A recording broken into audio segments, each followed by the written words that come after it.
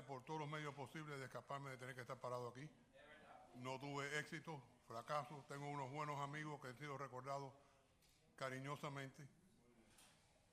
Pero bueno, aquí estamos. Para los que no me conocen, yo soy Pablo Carreño, pero más bien conocido por Pablito. Mi padre y mi hermano, mi padre, mi tío, mi cuñado, uno de mis hijos, son todos agrupados. Por lo tanto, mi vida y la agrupación han sido ligadas por muchísimos años. Me han pedido que más o menos conteste 5 preguntas que serán dadas a otros agrupados para que hablen de sus experiencias. Y la primera pregunta que vino, ¿cómo llegué a la agrupación? En 1965, a insistencia de mi padre, visité la ACU y me recibió el entonces director de postulantes, que se llamaba José Luis Inguanzo. José Luis Inguanzo. Inguanzo. En aquella época había tres pasos para ser congregante. Había el postulado, el aspirantado y pasar a congregante. ¿Se mantiene? Bueno, el postulantado no se ha mantenido por muchos años. Ahora son visitantes y se acabó. Te dije que no te arriesgaras. La pregunta de cómo llegué a la agrupación, en mi caso, no es difícil, porque fue por complacer a mi papá, que quería que yo fuera partícipe en la vida de la agrupación. Pero a mí me impresionó mucho la primera visita con José Luis Inguanzo, donde él me presentó un Jesucristo con el cual yo me podía identificar. Fue una forma tan sencilla con que habló de Jesús y lo que significaba para él el ser agrupado. En visitas posteriores me presentó a un Jesús con el que yo me podía identificar. Me planteó un punto que nunca he olvidado. Me preguntó, ¿quién era Cristo para ti? Dicen que es un Dios, pero para mí muy lejano y distante, le contesté, y con el cual no me podría identificar jamás, le añadí. Él me dijo, no olvides que él también era hombre y su vida no fue de palacios y riquezas. ¿No lo ves en el desamparado que te encuentras por la calle? Salvador Miranda y Ronnie Ramos, mis instructores de aspirantes, se ocuparon del resto. La segunda pregunta fue, ¿cómo siente la presencia de Dios en la obra evangelizadora de la agrupación? Por sus frutos los conocerán. A pesar de todos los pormenores que la ACU ha tenido que enfrentar a través de su historia, la institución sigue en pie, creciendo, promulgando la buena nueva.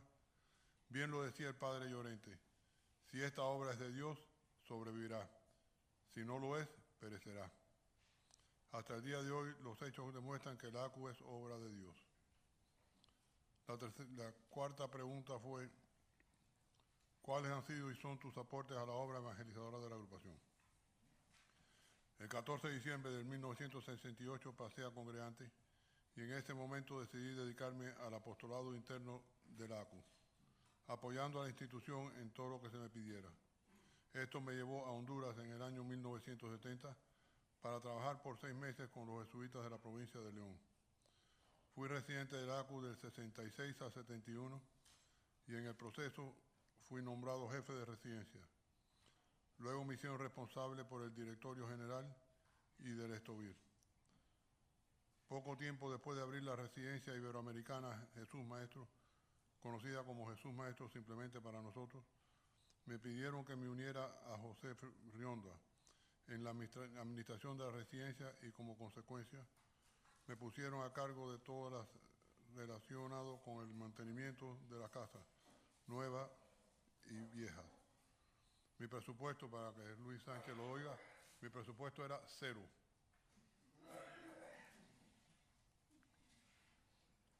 He sido miembro del Consejo General y el de la Casa de Miami por muchos años. Participé en el comité de fiesta que era responsable por organizar todas las celebraciones del ACU.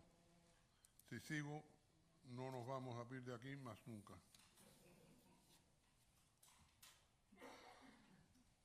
Yo sí quisiera mencionar dos eventos que en mi vida agrupacional me afectaron profundamente en mi servicio a la ACU.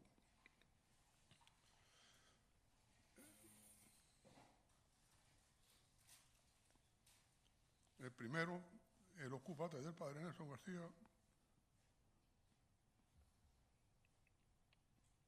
con la organización del funeral y entierro del padre Llorente. Y segundo, Múdanos, salva lo que puedas, de Jesús León y el padre William García Tuñón, cuando nos llegó el momento de trasladarnos para esta casa. Que quede bien claro que nada de lo que he hecho por la ACU o en la ACU lo hice yo solo. Todos los agrupados siempre se ponían a mi disposición y ninguno nunca me negó su ayuda cuando la pedí. Quizás me he llevado el mérito para muchas cosas, pero un director de orquestas no es nada si no tiene buenos músicos a su lado, y yo los tenía de sobra. La quinta pregunta fue, ¿qué le recomendarías a quienes llegan a la ACU? Lo primero es, no tengas miedo de conocer quiénes somos y de dónde vamos. Abre tu mente y corazón para que puedas ver el gran valor que tiene la ACU. Busca donde mejor puedes trabajar y hazlo.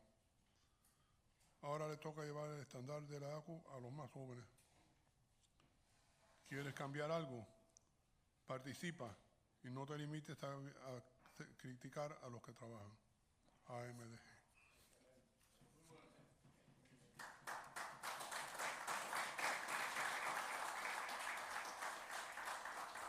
Reverendo Padre, ¿tienes una pregunta? Te dije que no te arriesgaras, te lo repito. Te arriesgaste, ahora sufres las consecuencias.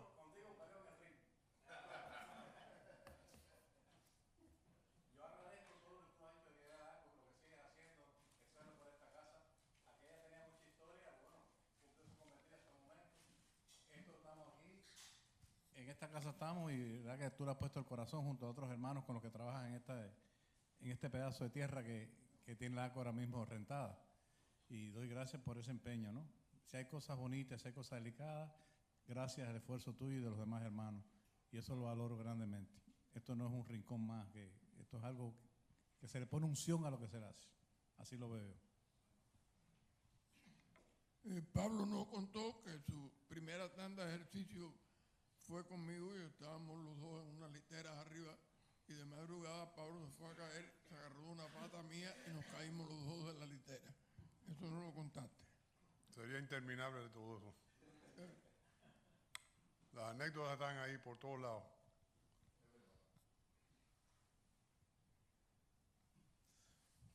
¿Cuáles son las mejores experiencias que tuviste cuando el servicio que prestaste en Honduras?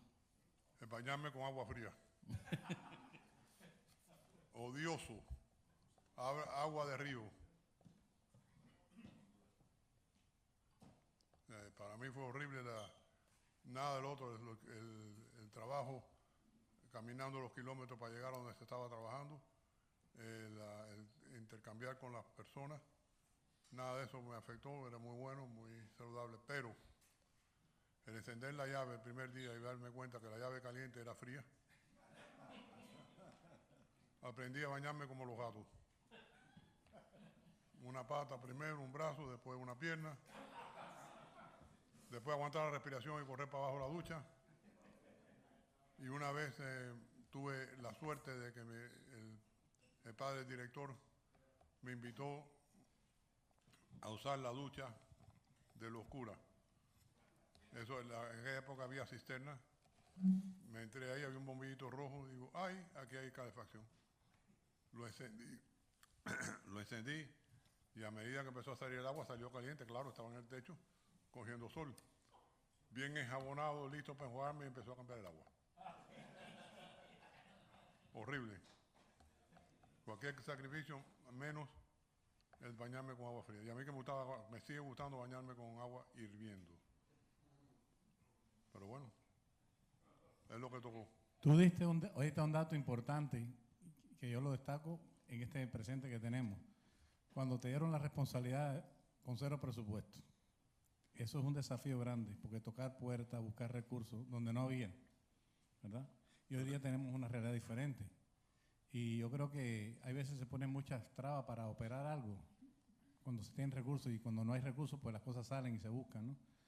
Todo lo que pudiste mantener en aquella obra es meritorio. Fueron 7 años. Fueron 7 años. Te puedo decir que ningún agrupado, ninguno, me dijo que no cuando yo le pedí algo. Para lo que fuera. A las 4 de la mañana llamando a Yoyi Betancourt que había una tubería rota en la casa de ejercicio. A las 6 de la mañana, teniendo el trabajo de allá terminado, abriendo la casa. El gas, lo mismo, la hora que fuera, en el momento que fuera. Siempre estuvieron dispuestos a ayudar y siempre yo sigo manteniendo que siguen dispuestos a ayudar. Hay que pedir, porque nadie piensa ni sabe lo que uno está haciendo, lo único mismo que tú piensas y sabes y conoces. Por lo tanto, no se puede asumir que la otra persona entiende lo que uno está diciendo. Hay que ir y explicarlo y aclararlo.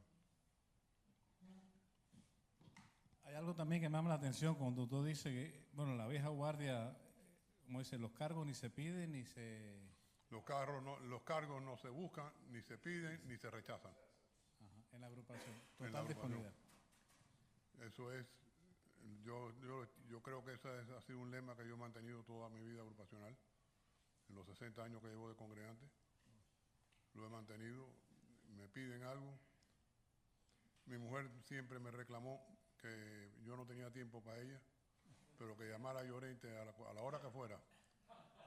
Pablito, quiero verte. Bueno, Pablito iba para allá a verlo. Pero yo te dije que necesitábamos ir al cine mañana. Bueno, pero el jefe llamó.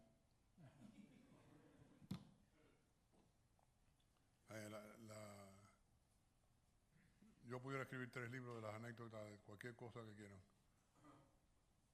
Pero para mí ha sido única. ¿Eh? Yo sé cuál tú vas a poner, pero sí la puedes poner. Sí la puedes poner.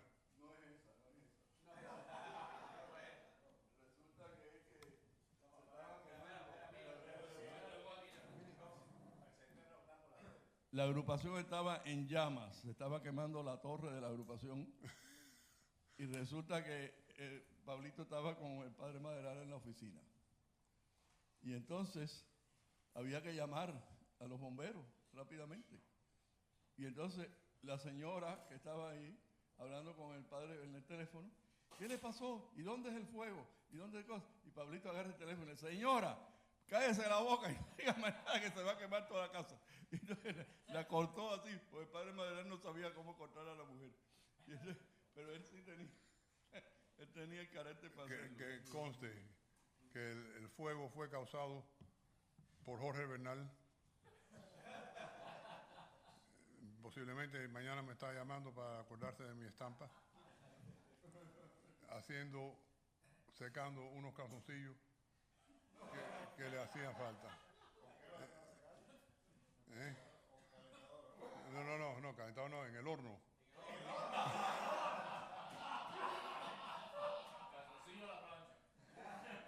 Lo dirás jugando. Por poquito no hay agrupación, ni estaríamos aquí. Entonces picamos lo que quedaba en cuadritos, decía Reliquias de San Bernal.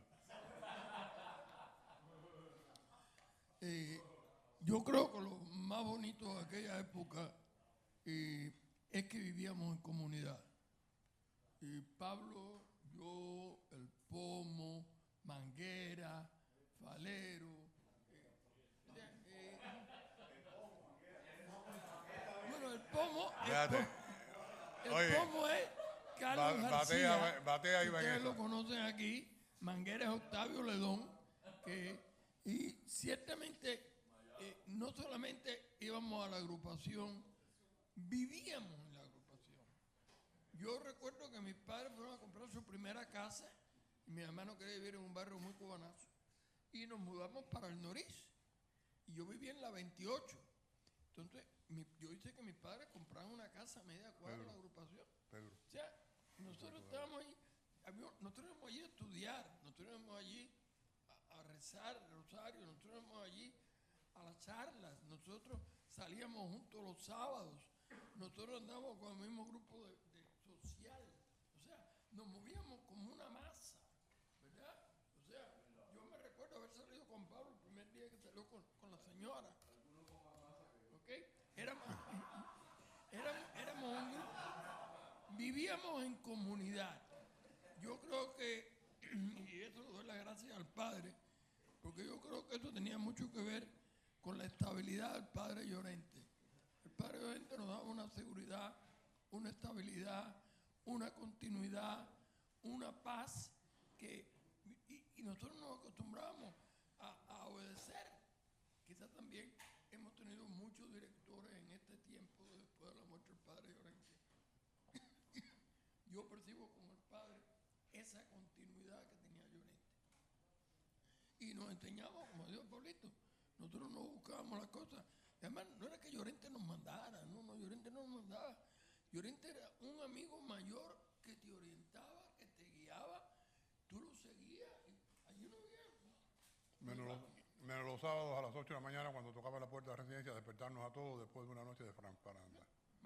Y hablaba, y además tenía una capacidad, el padre Llorente, de saber cómo tú estabas, que cuando él llegaba y te ponía la mano en el hombro así, Amandito, ¿qué tienes? Y yo lo miraba y le decía, no, padre, no, dime qué tienes, ¿qué te pasa? O sea, éramos una comunidad.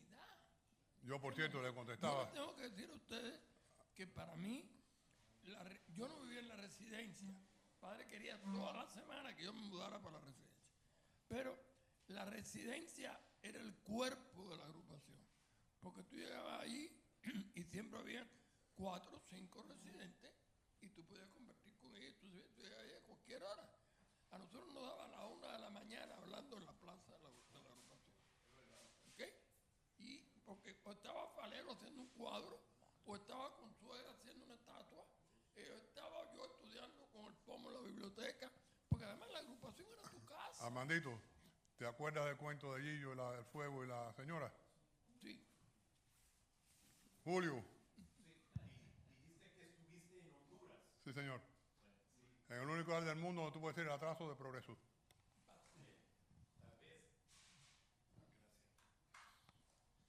Sí, comentabas que estuviste en Honduras en el 70 y pico, más o menos. 70. 70. Pues cuando, fast forward, varios años después, cuando se hace la residencia Jesús Maestro, y dice el padre Llorente, bueno, ahora hay que llenar la residencia con estudiantes que vengan de afuera, que era el plan original, se eduquen aquí, regresen a sus países a generar y hacer cambios positivos en los puestos de decisión. Entonces, se decidió, bueno, ¿a dónde vamos a ir a hacer el pitch? Entonces, preguntó el padre, ¿quién tiene contactos en alguna universidad? Dijimos, bueno, vamos a buscar una universidad jesuita, y fuimos a la Universidad Centroamericana José Simeón Cañas en El Salvador, donde fue el asesinato de los jesuitas. Entonces, ahí hay contactos, padre, yo voy. Entonces fuimos con 2 más, y por la situación política que se estaba viviendo en ese momento, no era como aquí, que uno dice, padre Rojas, ¿cuándo tiene momento para hablar? Y al tener momento está accesible y uno viene. Entonces allá el rector de la universidad se llamaba José María Tojeira. No venían así de buenas a primeras por el tema que podían matarlos y todo eso, pues estaba una situación bastante tensa. Entonces 3 horas después que mandaron primero a un secretario, después a un asistente, después al otro para ver cuál era el propósito de la visita, entonces nosotros le decíamos, sí, venimos de parte de una organización, Agrupación Católica Universitaria, y le manda saludos el padre Llorente. Bueno, cuando llegó el padre Tojeira, dice, yo sí conozco de la organización de ustedes, porque yo estaba de rector de la universidad en San Pedro Sula, y llegaban agrupados a Honduras a ayudarnos. Así que tal vez esa anécdota no te la sabías, pero el impacto que uno a veces ni cuenta se da del impacto que anda haciendo, pues por propagar el evangelio de Jesucristo Lo que hay que estar con, a través de la agrupación. Julio, conozco la anécdota perfectamente. Entonces, Por cuestiones políticas fue un fracaso. La idea de traer centroamericanos a vivir en la agrupación y que se integraran a la agrupación fracasó miserablemente. Fracasó, pero nos abrió las puertas Sí. a escucharnos el rector de la UCA Sí. por el trabajo que tú y otros agrupados que habían ido a Honduras, porque él se acordó. Eso fue la carta de apertura para decir, vine a hablar con ustedes porque se acordaba de la organización que llegaba a Honduras a ayudar. Cuando yo estuve en Honduras, fue a raíz de la guerra del fútbol, Sí, el 69. donde se cometieron muchísimos crímenes de un vecino contra otro. Cosa que viniendo primero de Cuba y después de los Estados Unidos, para mí era inconcebible lo que estaba pasando. Paréntesis, El Salvador ganó el partido. Pedro.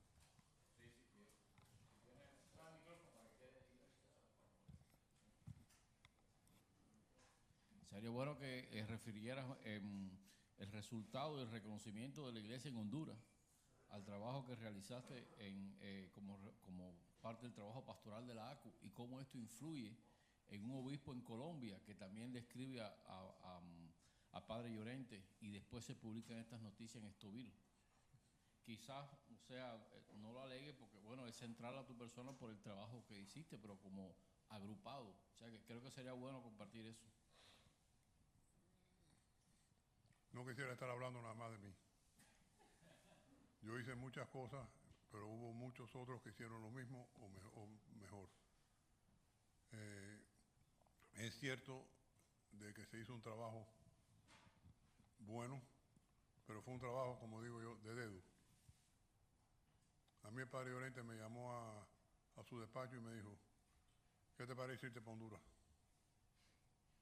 Y yo dije, ¿qué? ¿Cómo? ¿Qué dice usted?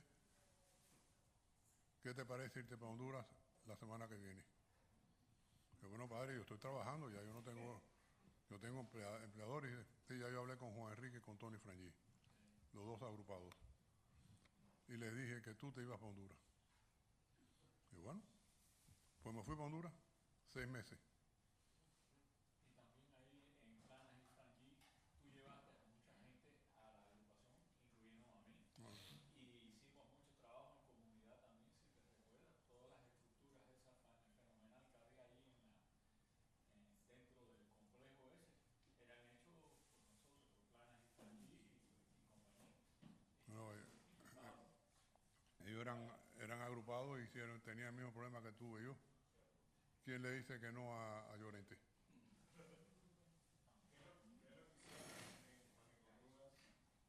Construir, primero ir a las montañas a dar clases de catecismo y a celebrar la liturgia de la palabra, porque el sacerdote ni siquiera podía ir con nosotros porque no había suficientes sacerdotes, eran hermanos jesuitas, y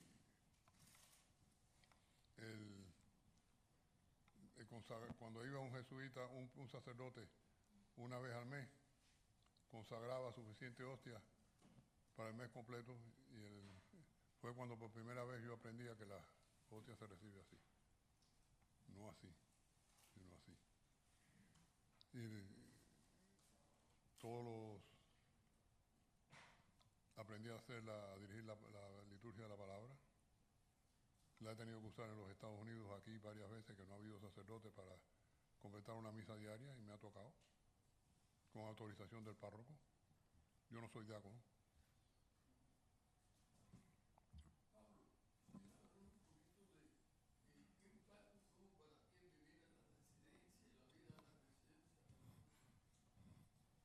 El impacto fue que éramos 21 y tengo 22 íntimos amigos. No había distinción. El 22 era Pancho Miranda, que vivía arriba del salón de la primera casa, en el segundo piso, y su problema más grande, que nunca consiguió explicación, es que cómo era posible que él compraba papel de inodoro un sábado y el lunes siguiente no había nada. Se dedicó a esconderlo, yo no sé en cuántos lugares lo escondió, pero bueno, 20 universitarios dedicados a buscar nada más dónde estaba escondiendo las cosas. Sí,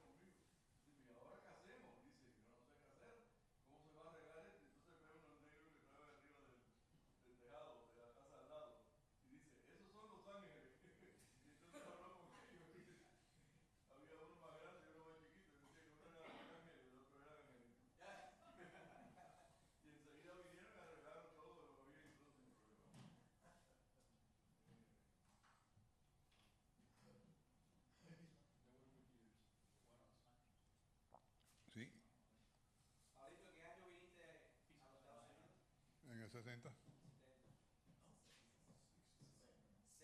6-0.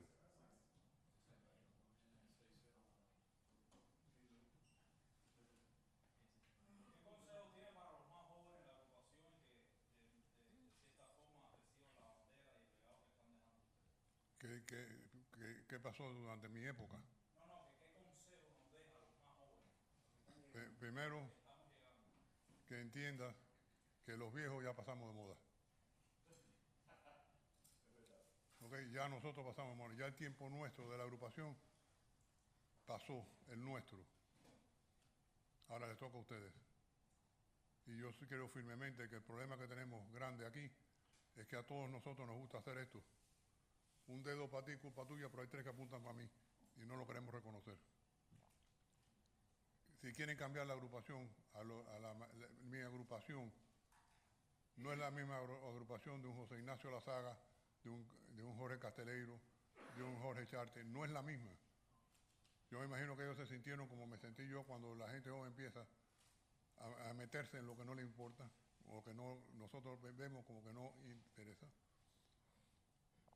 Y ellos tienen que tomar la batuta y cambiarla. Ahora, como le dije a Javier, mi hijo, una vez, no, porque esto está mal, digo, cámbialo. No, yo digo, sí, tú, cámbialo. Yo no te voy a dar mi puesto. Yo no voy a soltar lo que yo tengo porque a mí me satisface mucho el hacer todas estas cosas y trabajar aquí. Yo no lo voy a soltar, quítamelo. Como yo se lo quité al que estaba delante de mí. Y la agrupación para la gente joven tiene mucho que ofrecer. Muchas cuestiones de principio.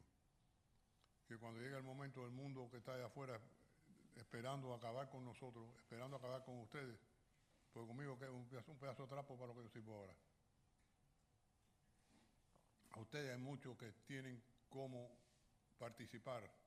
Ahora no esperen que llegue yo con una bandejita de plata, 2 papelitos y digan, haz esto. Hazlo. Cada vez que viene un agrupado me dice, hay que hacer. No me digas que hay que hacerlo, hazlo tú. Yo no tengo tiempo. Yo sí tengo tiempo. ¿Quién? Ese trabajaba para mí. O sea, eso es una cosa que los agrupados viejos tenemos que tratar de transmitirle a los agrupados jóvenes. Que nosotros ya pasamos de moda. Desgraciadamente o por suerte ya pasamos de moda. Yo no quisiera que los agrupados jóvenes de hoy fueran un clon mío. Yo no lo quisiera, la verdad que yo lo he pensado muchas veces. Yo no quiero que sean igual que yo. Quiero que lleven su propia identidad. Y esa propia identidad toma trabajo, cuesta tiempo y requiere mucho interés. Los 2 puntos clave a mí fueron recientes, fueron la muerte de Llorente. Y de verdad para mí ese fue el último stobby que yo hice porque ya me quemé. La agrupación ha sido reconocida por la arquidiócesis por muchos años, aunque hemos tenido obispos que han hecho todo lo posible por cerrarla, porque era un rival. Aquí hay muchos que saben que era verdad, que éramos una rivalidad con el arzobispado. Pero de 300 personas que en el jubileo del año 2000 fueron seleccionadas para recibir un premio arquidiocesano de reconocimiento por trabajo de la iglesia, fueron 3 agrupados. Javier Casas, David Cabarroca y yo. El obispo Favalora lo hizo como reconocimiento del trabajo que hizo la agrupación y que seguía haciendo la agrupación y que seguimos haciendo en estos momentos. Y no hay por qué tenerle miedo. Si sale mal, salió mal. Si sale bien, qué bueno nos quedó. Pero no van a gloriarnos por mucho rato. Yo no sé, vaya, me están dando cuerdas, pero...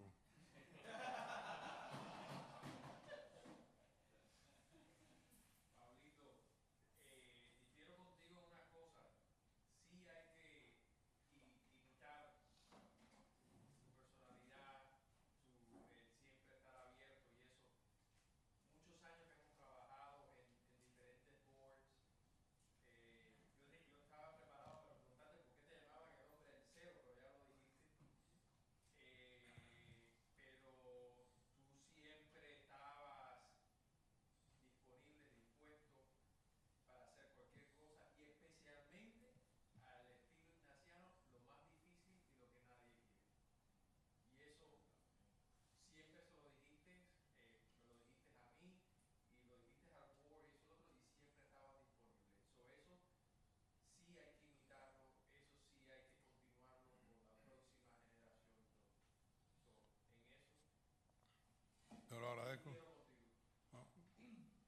yo creo que ellos tienen que tener su propia personalidad y tienen que tener su propia manera de ser.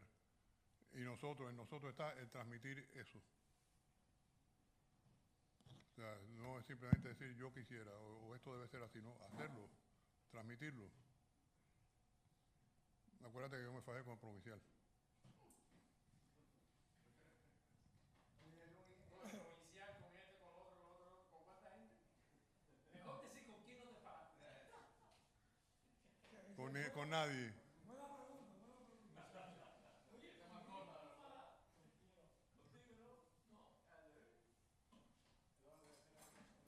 Luis, quería decir que es cierto lo que tú dices, que el padre Llorente siempre, cuando había eventos, por ejemplo,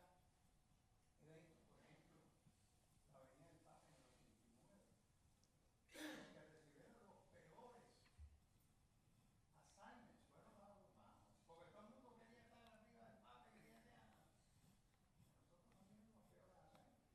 Yo me recuerdo todavía en Cuba, cuando venía, había que ir al Calvario y hacían el Veracruz y todo, los peores assignments eran los agrupados. Nos daban los peores assignments y los agrupados lo aceptaban. Lo aceptaban. Lo aceptaban. Cuando vino el Papa, el padre Llorente específico dijo que nos den la hora que nadie quiere y el trabajo que nadie quiere. Exactamente. Hay una cosa que pocos saben, es que el Papa, a través de un delegado, pidió quedarse en la agrupación. Pero el arco de entrada no permitió que el papamóvil entrara. Entonces, inmediatamente fue para otro lado. Nunca se llevó a cabo porque no, el arco no se tumbó.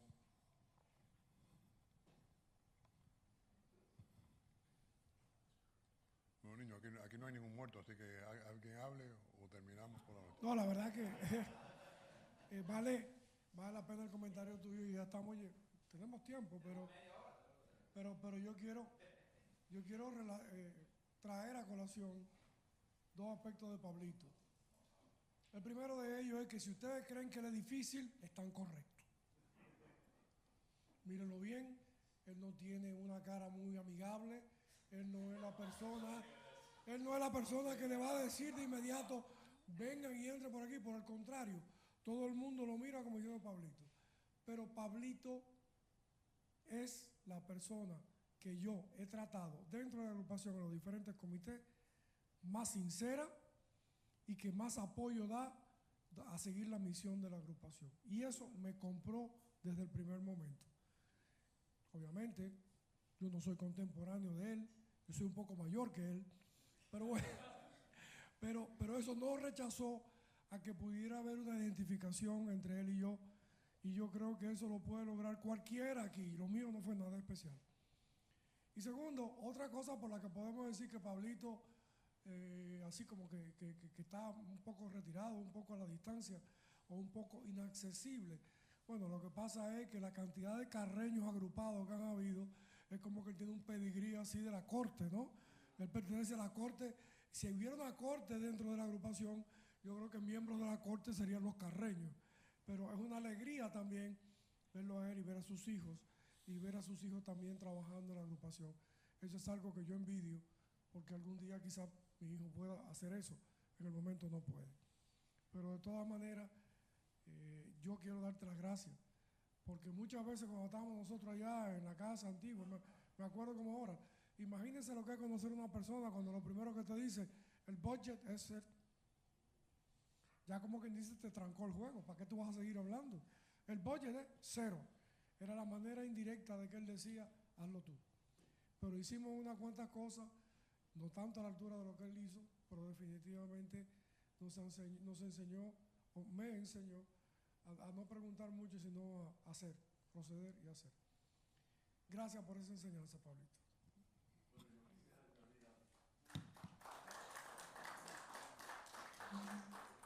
Falta uno más.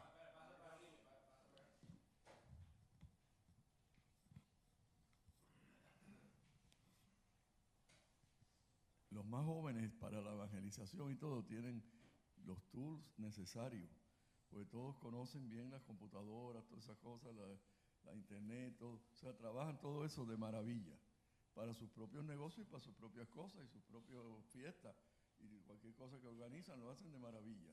Bueno, pues también hay que usarlo para evangelizar. Eso mismo, a dedicarlo a horas a eso en la agrupación para tener un estovir o tener un VIP que sea digital y que llegue a todo el mundo, en todas las parroquias, en todos los lugares, que pues, lo hacen en inglés, lo hacen en español, porque tenemos los dos, y lo mandamos para Latinoamérica, para todos los lugares. Pero tiene que nacer de ellos. Yo no lo puedo hacer, yo no soy analfabeto en la computer.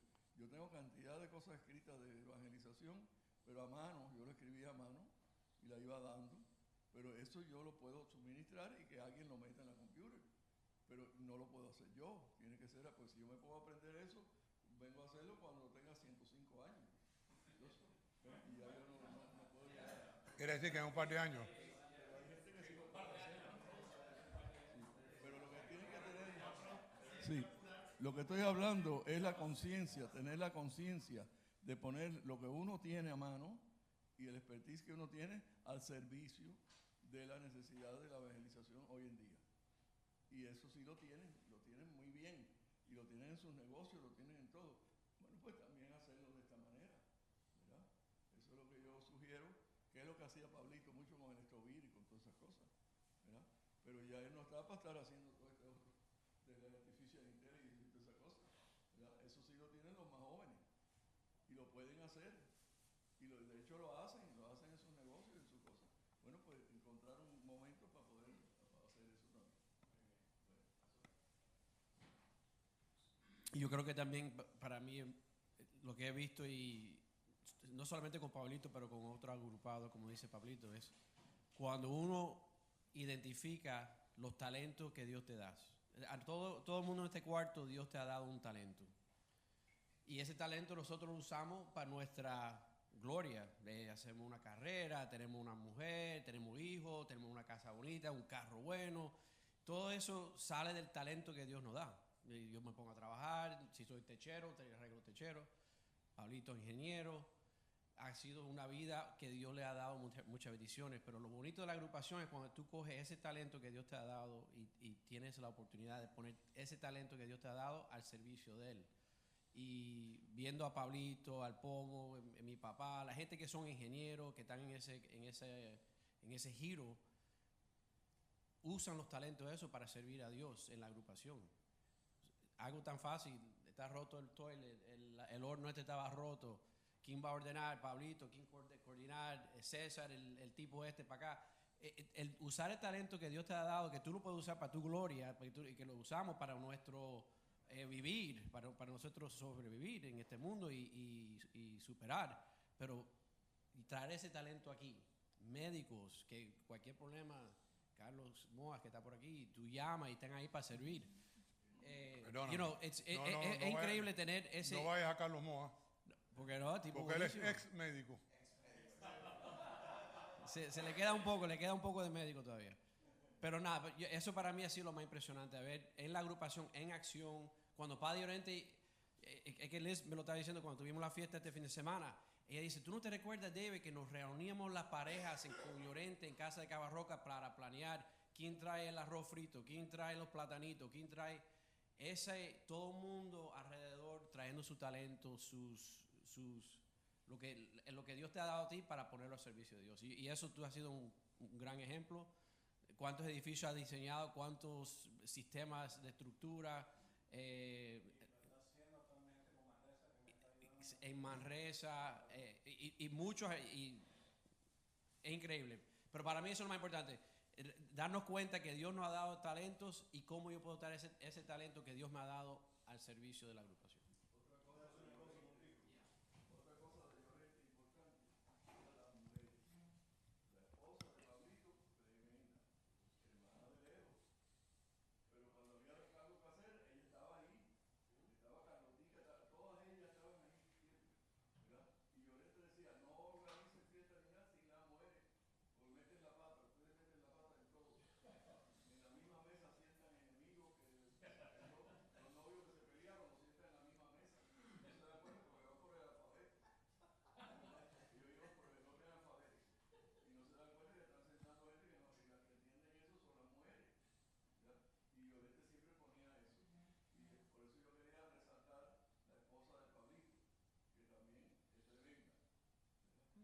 a mí. Me lo dirás a mí.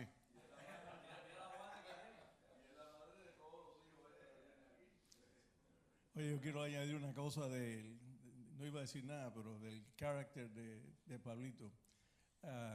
Con el padre Willy, con la decisión de que con el consejo, que íbamos a tomar la casa esta, que era básicamente de Belén, y convertirla en la casa de la agrupación, me pidió Pablito que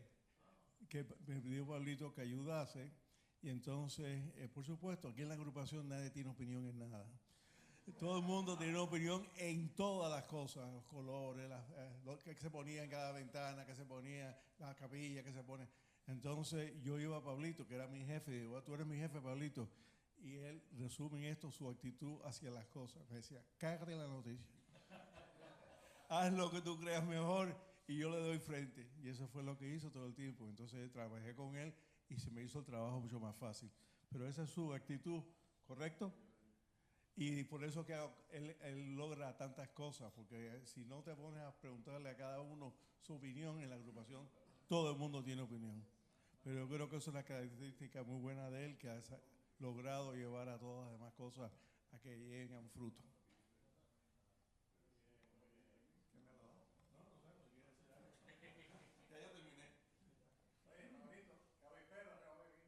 ¿El qué cuánto? ¿Viste? Me faltan 6 minutos. Bueno, entonces, como me pasaron el micrófono, yo quiero decir una cosa, para repetir una cosa que el padre dijo en la misa, que yo creo que es súper importante, y me recordaba a mi hermano Alberto, mi gemelo, que en paz descanse, y que yo me le quito el sombrero. Porque cuando usted hablaba de que tenemos que hablar con otra gente y hablarle de Cristo, mi hermano lo hacía con mucha naturalidad. Yo siempre le decía a mi mujer, mi hermano le puede hablar un palo de escoba. Yo no. Yo soy, aunque no lo crean, bastante retraído en muchas cosas. Pero sí es importante que un agrupado siempre, cuando venga el momento, porque los momentos Dios los crea, que dé testimonio de su fe. Yo me recuerdo una vez, hace probablemente 25 o 30 años en Guatemala. Yo había invitado, después de visitar a la gente de la ESO en Guatemala, los había invitado a una cena y después a alguien se le ocurre, ¿por qué no nos vamos a dar un trago en tal lado? Y nos fuimos para allá. Y en dándonos tragos, varios de ellos, empezó la discusión de si existía Dios o no existía Dios. Y yo, gracias a Dios, educado por los jesuitas, me sabía las 5 pruebas de la existencia de Dios, que era muy fácil para mí. Y yo, dándome 2 scotch que me había dado en aquella, y empecé con el tercero, di las pruebas de la existencia de Dios. Y se acabó. Me olvidé de eso. Darle para adelante a la película 15 años después. Yo estoy bajando del elevador del edificio de la Exxon, que en aquella época quedaba en Coral Gables. Y cuando llego abajo, me encuentro con este individuo y me dice, Eduardo, ¿tú no te acuerdas de mí? Claro, le digo, no, la verdad que no. Ah, bueno, porque tengo una barba. Me dice, oye, tú sabes que después que tú diste la explicación aquella de las 5 pruebas de la existencia de Dios, yo volví a misa. Luego nosotros no sabemos, cuando damos testimonio de nuestra fe, a mí se me había olvidado eso, ni me pasó por la mente ni me acordé. Pero todo lo que decimos, créanme, que la gente lo oye y lo escucha. Y yo quiero apoyar a lo que dijo el Padre en la misa. Tenemos que dar testimonio de lo que hizo Cristo en nuestra vida. Yo quiero añadir un punto ya para cerrar, que quedan 3 minutos. El cierre es muy fácil. La primera impresión que uno le da a cualquiera que uno se encuentra es crítica, es vital. El caso mío es ese. Yo me encontré con un instructor de postulante que me hizo una impresión de tal magnitud que me cambió mi modo de ver la vida. Si él no hubiera tenido esa personalidad o esa manera de hablar conmigo, yo no sería agrupado hoy. Pero fue la primera impresión. Llego ahí, mira, este señor me enseñó un Cristo que yo podía, en la época nuestra era el hippie. No se podía hablar de eso porque, imagínate, un hippie. Pero ¿qué cosa era Cristo? ¿Qué cosa era Cristo? Nosotros nos imaginamos a Cristo durmiendo en una cama con un colchón, con aire acondicionado, un televisor, 48 canales de televisión. ¿Y cómo era Cristo? El que duerme muerto de hambre abajo del puente. Ese punto es el punto que a mí me hizo cambiar mi perspectiva de lo que es un Cristo humano, divino, con el cual yo me puedo identificar. Pero es muy fácil decir, yo soy cristiano, yo soy católico, yo voy a misa, pero ¿tú duermes abajo un puente? ¿Has dormido alguna vez abajo un puente? Y no me refiero a un puente físico, un puente espiritual, ¿alguna vez? Yo lo he hecho muy pocas veces, pero la persona que se llama cristiana tiene que enfrentar el mundo completamente distinto a la persona que no se llama cristiana. Y si Cristo sufrió en una cruz y fue clavado a un madero, ¿por qué yo pienso que mi callo en el pie izquierdo no me va a doler? Me tiene que doler porque yo estoy siguiendo a uno que fue crucificado. Bueno, no quiero seguir, ya como le dije, ya me dieron cuenta suficiente.